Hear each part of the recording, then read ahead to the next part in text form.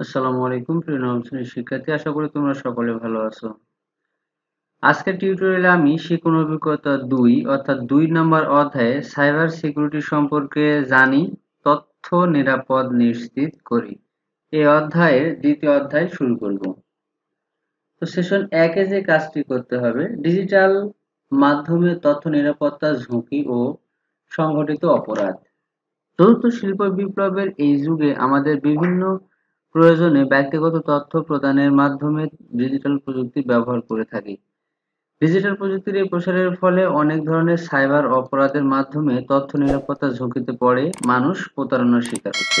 এই অভিজ্ঞতা শেষে আমরা ডিজিটাল ডিভাইস এবং ইন্টারনেটের মাধ্যমে সংঘটিত বিভিন্ন অপরাধ ও তাদের প্রভাব সম্পর্কে নিরাপত্তার কৌশল চর্চা করার মাধ্যমে তথ্য নিরাপত্তা নিশ্চিত করতে পারব।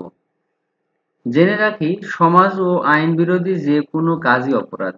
আর যেসব অপরাধ অনলাইন বা ইন্টারনেটে ব্যবহার করা হয়ে থাকে সেগুলোকে সাইবার ক্রাইম বা সাইবার অপরাধ বলে। সাইবার অপরাধ সংগঠনের কম্পিউটার বা ডিজিটাল ডিভাইস ইন্টারনেটের অবশ্যই ব্যবহৃত হয়। আবার কখনো কখনো ডিভাইস বা নেটওয়ার্ক নিজেই সাইবার আক্রমণের শিকার হয়। তাহলে সাইবার ক্রাইম বা সাইবার অপরাধ কি সেটি আমরা জানলাম। সাইবার অপরাধীরা আমাদের ব্যক্তিগত তথ্য চুরি করে আমাদের জীবনকে ঝুঁকিপূর্ণ করে ফেলতে পারে। তাই সাইবার অপরাধ এবং ডিজিটাল মাধ্যমের ব্যক্তিগত তথ্যের নিরাপত্তা বিষয়ক ঝুঁকি থেকে নিজেকে মুক্ত রাখার উপায় সম্পর্কে জানা আমাদের সকলের জন্য অতীব জরুরি। এবার চলো একটি ঘটনার দিকে লক্ষ্য করি। আবির একদিন তার মোবাইল ফোনটি ভুলবশত তার বন্ধুর বাসায় ফেলে এলে তার বন্ধু সেটি হাতে নিয়ে কৌতূহলবশত প্রবেশ করার চেষ্টা করে। যদিও মোবাইল ফোনটিতে পাসওয়ার্ড দেওয়া ছিল, তারপরও তার বন্ধু অনুমান করে বিভিন্ন পাসওয়ার্ড দিয়ে বারবার মোবাইলটিতে প্রবেশ করার চেষ্টা করে এবং একসময় সে সফলও হয়ে যায়। এতে করে আবিরের অনেক ব্যক্তিগত তথ্য ও ডকুমেন্টস তার বন্ধুর কাছে চলে যায়। আগের শ্রেণীতে আমরা জেনেছি কিভাবে শক্ত ও কঠিন পাসওয়ার্ড ব্যবহার করতে হয়, কারণ পাসওয়ার্ড বা প্যাটার্ন লক খুব সহজ দেওয়া থাকলে অনুমান করে ডিভাইসগুলোতে প্রবেশ করা সহজ হয়। উপরের ঘটনাটি দেখে বোঝা যাচ্ছে আবিরের মোবাইলের পাসওয়ার্ডটি খুব বেশি কঠিন না থাকায় তার ব্যক্তিগত অনেক তথ্য ঝুঁকির মধ্যে পড়ে গিয়েছিল। বাস্তব জীবনে একজন চোর যেমন একটি তালাবদ্ধ রুমে প্রবেশ করার জন্য বিভিন্ন রকম চাবি দিয়ে সেই তালা খোলার চেষ্টা করে, তেমনি ডিজিটাল মাধ্যমে অপরাধীরা মানুষের বিভিন্ন ধরনের অ্যাকাউন্ট যেমন bank, social media, email account, আবার অনেক ক্ষেত্রে ডিজিটাল ডিভাইসে অবৈধভাবে প্রবেশ করার জন্য বিভিন্ন ধরনের সফটওয়্যার ব্যবহার করে এবং ওইগুলো দিয়ে একের পর এক অনুমান নির্ভর চেষ্টা করে। মাঝে মাঝে সফল হলে তারা ওই ব্যক্তির বিভিন্ন ব্যক্তিগত তথ্য চুরি করে বিভিন্ন অপরাধ করে থাকে। এটি এক ধরনের সাইবার আক্রমণ, যা অবশ্যই একটি গুরুতর সাইবার অপরাধ। প্রযুক্তির ভাষায় একে ব্রুট ফোর্স অ্যাটাক বলা হয়। কি বলা হয়? Brute force attack. এবার আমরা নন ডিজিটাল মাধ্যম এবং ডিজিটাল মাধ্যমে আমাদের ব্যক্তিগত তথ্য নিরাপত্তার জন্য হুমকি হতে পারে সেরকম অভিজ্ঞতা সমূহের একটি তালিকা তৈরি করি।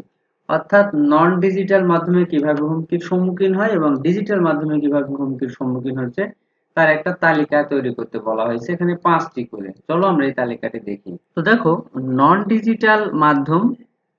আমার বন্ধু আমাকে বলল আগামীকাল স্কুল বন্ধ, তাই স্কুলে যাইনি। পরদিন শুনি স্কুল খোলা ছিল। তথ্যটি যাচাই না করে স্কুলে যায়নি। ব্যক্তিগত প্রয়োজনে যথাস্থানে না রাখলে তথ্য হ্যাক হতে পারে। অনাকাঙ্ক্ষিত কোনো পরিস্থিতিতে তথ্যগুলো নষ্ট হতে পারে। 4, কারো তথ্য চুরি করলে গোপন তথ্য ফাঁস হতে পারে। 5, ফটোকপির দোকানে জন্ম নিবন্ধন রেখে আসলে ব্যক্তিগত তথ্য ফাঁস হতে পারে। তা ডিজিটাল মাধ্যমে কি কি হতে পারে? একজন ব্যক্তি ফোন দিয়ে বলল আপনার উপবৃত্তির হালনাগাদ করতে হবে, তাই পিন নাম্বারটি দিন। আপনি যাচাই না করে পিন নাম্বার দিলে। মোবাইল পিন বা পাসওয়ার্ড না দিলে হ্যাক করতে পারে। মোবাইলে পিন বা পাসওয়ার্ড যদি না দেওয়া হয় তাহলে হ্যাক করতে পারে। নিজের ফোন অন্যকে ব্যবহার করতে দিলে তথ্য হ্যাক হতে পারে। অন্যের ফোনে লগ ইন করে ফেসবুক চালালে তথ্য হ্যাক হতে পারে।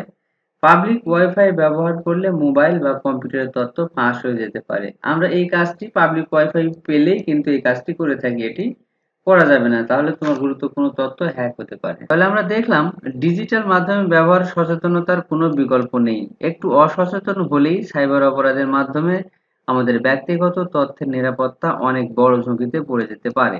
অন্যের করা সাইবার অপরাধের কারণে আমরা বিভিন্ন কঠিন বিপদে পড়তে পারি। আমাদের দেশের সাইবার অপরাধের বিচারে কঠিন আইনের বিধান রয়েছে, তবে সচেতনভাবে ডিজিটাল মাধ্যম ব্যবহার করে জীবনকে অনেক সহজ ও উন্নত করা যায়। জেনে রাখি, ডিজিটাল মাধ্যমে বিভিন্ন ধরনের সাইবার অপরাধ রয়েছে যার মাধ্যমে তথ্যের নিরাপত্তার ঝুঁকি তৈরি হয়, যেমন ডাটা ইন্টারসেপশন, তারপর ডিডোস অ্যাটাক, এরপর হ্যাকিং, এরপর হচ্ছে কম্পিউটার ম্যালওয়্যার হচ্ছে ক্ষতিকারক প্রোগ্রাম। চলো আমরা উপরের উল্লেখিত সাইবার অপরাধ সমূহ সম্পর্কে আরো বিস্তারিত জানি।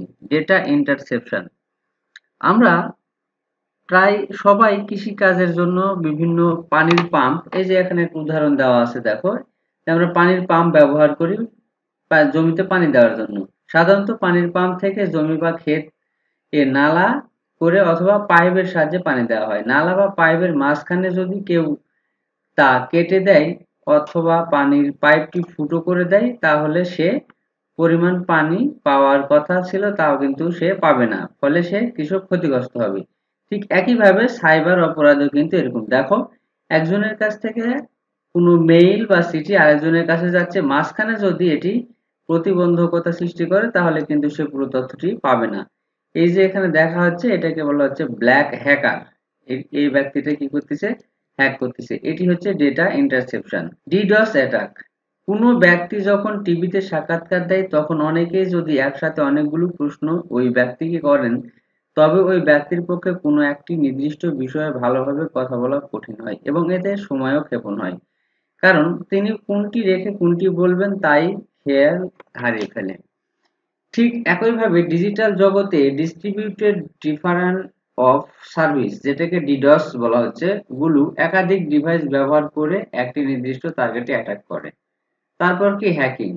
হ্যাকিং এর তিনটে হ্যাকার রয়েছে, একটাকে বলা হচ্ছে ব্ল্যাক হ্যাট, আরেকটাকে বলা হচ্ছে হোয়াইট হ্যাট, আরেকটাকে বলা হচ্ছে গ্রে হ্যাট। ব্ল্যাক হ্যাটটা একটা খারাপ হ্যাকার, অর্থাৎ এটি তথ্য চুরি করে তথ্য যার চুরি করে তাকে বিপদে ফেলে। আর হোয়াইট হ্যাকারটা এটি ভালো কাজ, অর্থাৎ যারা হ্যাক হয়েছে তাদের তথ্যগুলো ফিরিয়ে আনে। আর গ্রে হ্যাটটা হচ্ছে ব্ল্যাক হ্যাট এবং হোয়াইট হ্যাটের সমন্বয়ে গঠিত। এইটাই হচ্ছে হ্যাকিং। ওয়েবসাইট, কম্পিউটার বা কম্পিউটারের সিস্টেম বা নেটওয়ার্ক সম্পূর্ণভাবে হ্যাক করতে পারে। এরপর আছে ম্যালওয়্যার। ম্যালওয়্যার একটি ক্ষতিকারক সফটওয়্যার, একটু আগে আমি বলেছি। এটি এমন এক ধরনের সফটওয়্যার বা প্রোগ্রাম যা আমাদের কম্পিউটার, মোবাইল বা অন্য কোনো ডিভাইসে আমাদের অনুমতি ছাড়া তার কার্যক্রম অব্যাহত রাখে।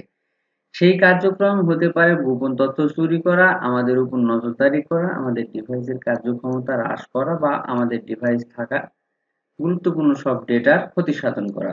এই কাজ করে ম্যালওয়্যার। এখন দেখো, এবার আমরা বিভিন্ন দলে বিভক্ত হয়ে মাইন্ড ম্যাপিং এর সাহায্যে উপরের উল্লেখিত সাইবার অপরাধগুলির বিভিন্ন বৈশিষ্ট্য নিয়ে মাইন্ড ম্যাপটি পূরণ করব। মাইন্ড ম্যাপ হচ্ছে চতুর্দিকে আগে তথ্যগুলো লিখে নিব, কি সম্পর্কে তথ্য লিখছি সেটা লিখতে হবে পরে মাঝখানে। চলো এই বিষয়টি আমরা দেখি। তো দেখো, প্রথমে দেখো মাইন্ড ম্যাপের প্রথম কথা লিখেছি ম্যালওয়্যার অ্যাটাক করতে পারে, তারপর অনলাইনে গুজব ছড়ানো সেটির মাধ্যমে হ্যাক করতে পারে, মোবাইল হ্যাক মোবাইলের তথ্য চুরি করে হতে পারে, কম্পিউটারে ভাইরাস প্রবেশ করানোর মাধ্যমে হতে পারে, এরপর আছে ফিশিং, ফিশিং এর মাধ্যমে, এরপর এটিএম বুথ অ্যাটাক, এটিএম বুথে টাকা অ্যাটাক করে টাকা ছিনিয়ে নেওয়া, কম্পিউটার হ্যাক, অশ্লীল ছবি ছড়ানো, এই সবগুলাই হচ্ছে সাইবার অপরাধের বৈশিষ্ট্য। এই কাজগুলা করলে কিন্তু সাইবার অপরাধী হয়ে যাবে। এখন ফিশিং কি জিনিস দেখো, বাকি সবগুলো তোমরা কম বেশি জানো, কিন্তু ফিশিংটা কি?